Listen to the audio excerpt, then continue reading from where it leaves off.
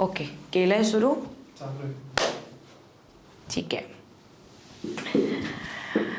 All right मंडळी, कसं काय, मी आहे गायत्री आणि एक आणखीन एक व्हिडिओ मी घेऊन आलेले आहे. बराच काळ लोटला आहे की आमच्या टीमकडनं एकही व्हिडिओ आपल्या या चॅनलवरती आपण अपलोड केला नव्हता. सगळ्यात आधी माझ्या अवतारावरनं म्हणजे तुम्हाला नक्की कळत असणार आहे, बरंच काम आज केलेलं आहे मी. Basically we just got shifted to some other place आणि त्याच्यामुळे हा सगळा सेटअप लावणं आणि बऱ्याच गोष्टी आणि मध्यंतरी जरा ट्रॅव्हल बरंच झालं, त्याच्यामुळे लिटरली जमलं नाही. बट येस, मला असं वाटतं की एवढ्याशा कमी सबस्क्रायबर्समध्ये फारसा कोणाला काही फरक पडलेला नसावा की आपल्याकडनं एक व्हिडिओ नाही आला आहे म्हणून. Just kidding. ॲक्च्युली मला फेसबुक आणि इंस्टाग्रामवरती बऱ्याच लोकांचे मेसेजेस आलेले की जिवंत आहेस का ॲटलिस्ट, बिकॉज माझ्याकडनं एकही पोस्ट इंस्टाग्रामवरती नाही किंवा कुठेच नाही. त्याच्यामुळे हो, जरा आपले हितचिंतक काही आहेत ज्यांना बरेच प्रश्न पडले होते आणि त्यांनी मला विचारले होते. So yes, okay. So basically आता आजचा जो व्हिडिओ असणार आहे तो एक टिपिकल मूवी रिव्ह्यूचा नसणार आहे. सगळ्यात आधी तर मी मराठीमध्ये बोलते, त्यावरून तुम्हाला कळलंच असणार आहे की हा व्हिडिओ आपल्या मराठी सिनेमांकरता असणार आहे, बरोबर. पण आजचा जो व्हिडिओ आहे तो असणार आहे स्वातंत्र्यवीर सावरकर या फिल्मबद्दल. तर बेसिकली रणदीप हुड्डा सगळ्यांना माहिती आहे की त्याने किती भयंकर ट्रान्सफॉर्मेशन स्वतःचं केलं आहे आणि डेडिकेशनची जर का व्याख्या कोणाला जर का द्यायची असेल येणाऱ्या पुढच्या 50-100 पिढ्यांना, तर मला असं वाटतं कुठेतरी रणदीप हुड्डाचं नाव घ्यायला पाहिजे सगळ्यांनी. आणि मला असं वाटतं ज्या पद्धतीने त्या ॲक्टरने या सिनेमासाठी स्वतःचं, म्हणजे बऱ्याच बातम्या येतात त्या कितपत खऱ्यात कितपत खोट्या, की स्वतःचं घर विकलं आहे आणि पैसे की दिक्कत हुई, कैसे कैसे करके मेरे घोड़े होने के बावजूद मेरे पिताजी ने बचा बचू के मेरे लिए 1-2 चीज़ें खरीदी थी बॉम्बे में, वो मैंने इसके चक्कर में कर दी ख़त्म.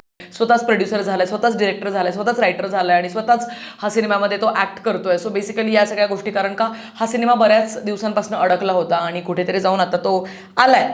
एक ओव्हरऑल मला स्वातंत्र्यवीर सावरकर हा सिनेमा मी आणखीन पाहिला नाही आहे. Let me just give you this disclaimer first of all. पण माझे जे विचार आहेत या सिनेमाला, आता मी बघायला उद्या जाणार आहे. I know I just have got late, पण तरीसुद्धा doesn't really matter because I am a hardcore cinema lover as you all know that. So मी हा सिनेमा आवर्जून मराठी डबिंगवाला पाहणार आहे बिकॉज हा हिंदीमध्ये ओरिजिनली बनला आहे. त्याच्यानंतर मराठी सिनेमासृष्टीतल्या, आपल्या सिनेमासृष्टीतल्या बऱ्याच ॲक्टर्सने या सिनेमासाठी आवाज दिलेत, त्यांचे डबिंग केलं आहे. त्याच्यामुळे मला माझ्या मराठी भाषेचा प्रचंड अभिमान आहे. त्याच्याचमुळे मी हा सिनेमा मराठी भाषेमध्ये पाहणार आहे. आता आय नो बऱ्याचदा काय होतं की ज्यावेळेला कुठचाही सिनेमा डब होऊन येतो त्यावेळेला त्याच्यातला जो मेन कॉन्टेक्स्ट असतो किंवा त्यातला जो मूळ रस असतो तो कुठेतरी थोडाफार मिसिंग असतो. सिमिलरली ज्यावेळेला हॉलिवूडच्या फिल्म्स बनतात आणि आपण ज्यावेळेला इंग्लिश भाषेमध्ये पाहतो, ओरिजिनल भाषेमध्ये, आणि त्या ज्यावेळेला हिंदी डबमध्ये बघतो त्यावेळेला तो कॉन्टेक्स्ट हा लिटरली 50-60% मिस झालेला असतो रिअल सिनेमातला. सो कारण का ऑब्व्हियसली त्याला थोडंसं कॉमेडी टच दिला जातो आणि डबिंग या सगळ्या गोष्टी. So let's just not get into that. आणि आता या सिनेमाच्या आधी माझे सध्या काय डोक्यात विचारांचा वादळ सुरू आहे ते मला मांडायचं आहे. सो सगळ्यात आधी स्वातंत्र्यवीर सावरकर हे नाव ज्यावेळेला आपण सर्च करतो फेसबुक इंस्टाग्रामवरती त्यावेळेला अख्खं जग हे 2 डिरेक्शन्सला विभागून आपल्याला दिसतं. आता स्ट्रेंजली ह्याच्यामध्ये हिंदू मुस्लिम हा मुद्दा नाही येत किंवा ह्याच्यामध्ये ब्राह्मणवाद किंवा हा मुद्दा येत नाही किंवा ह्याच्यामध्ये जे बाकीची जी माणसं म्हणजे जातीवाद आपल्याला दिसून येत नाही किंवा ह्याच्यामध्ये भाजपा आणि काँग्रेस हे सुद्धा दिसून येत नाही. हे फार स्ट्रेंज गणित आहे आणि हे कोडच मला उलगडत नाही. म्हणजे एकीकडे आपल्याला असं दिसतं की हिंदू मुस्लिम किंवा भाजपा वर्सेस काँग्रेस किंवा एक ठराविक काही मुद्दे आहेत जे आपल्या भारत देशात सुरू आहेत आणि फॉर्च्युनेटली अनफॉर्च्युनेटली त्याला आपण टाळू नाही शकत. पण लोकांचे स्ट्रॉंग ओपिनियन्स आहेत त्या गोष्टींना घेऊन. पण जेव्हा स्वातंत्र्यवीर सावरकर ह्या व्यक्तीचं नाव घेतलं जातं त्यावेळेला कुठला पण माणूस तुम्हाला कुठल्या पण लोकांच्या ग्रुपमध्ये सहभागी दिसून येतो आणि त्याचमुळे हे व्यक्तिमत्व थोडंसं कॉन्ट्रोवर्शियल आहे, थोडंसं इनफॅक्ट आय थिंक जास्त कॉन्ट्रोवर्शियल आहे. आणि त्याच्याचमुळे ह्या माणसाला तब्बल 2दा काळ्या पाण्याची शिक्षा झाली होती. ह्या माणसाचं नाव घेतल्यानंतर सगळ्या इंग्रजांची हातभर फाटायची. ह्या गोष्टी आपल्यापासून का लपवल्या गेल्या हा प्रश्न तुम्हाला कधी पडलाय का नाही पडलाय का मला नाही माहिती, पण मला खूप पडलेत की ऑफकोर्स म्हणजे आपल्याला महात्मा गांधीजी सगळ्यांना ठाऊक आहेत, आपल्या नोटांवरती आहेत सगळ्या गोष्टी आहेत. पण मला असं वाटतं की गांधीजी महात्मा बनण्याच्या आधीची काय व्यक्ती आहे, त्यांचे एक थॉट प्रोसेस काय होती ते जाणून घेण्यात मला जास्ती रस आहे. आणि बऱ्याच सगळ्या अशा गोष्टी आहेत ज्या मला असं वाटतं आपल्या इतिहासाच्या पुस्तकात नाही आहेत. जसं की मला आत्तासुद्धा असं वाटतं की आपल्या भारत देशाची विभागणी कशी झाली 1947मध्ये, याच्यावरती तुम्ही 12-13 नाही 20 चॅप्टर्स द्यायला पाहिजे होते. मग त्या विभागणीच्या दरम्यान कुणी कुणी काय काय गोष्टी दिलेल्या आहेत त्या देशाला आणि या सगळ्या गोष्टींचं नॉलेज द्यायला पाहिजे होतं, पण ते कुठेच नाही आहे, लिटरली कुठेच नाही आहे. आणि अगदी मला असं वाटतं खूप पॉलिश्ड असा इतिहास आपल्याला दाखवला गेला आहे. पण मला असं वाटतं हा सिनेमा जर का बनला आहे तर ह्या सिनेमासाठी मग तुम्ही हिंदू असू द्या, तुम्ही मुस्लिम असू द्या, तुम्ही काँग्रेस सपोर्टर असू द्या, तुम्ही काँग्रेस विरोधी असू द्या, तुम्ही BJP RSS, तुम्ही कुठल्याही जातीतला माणूस असू द्या, पण हा सिनेमा बघायला आवर्जून जा.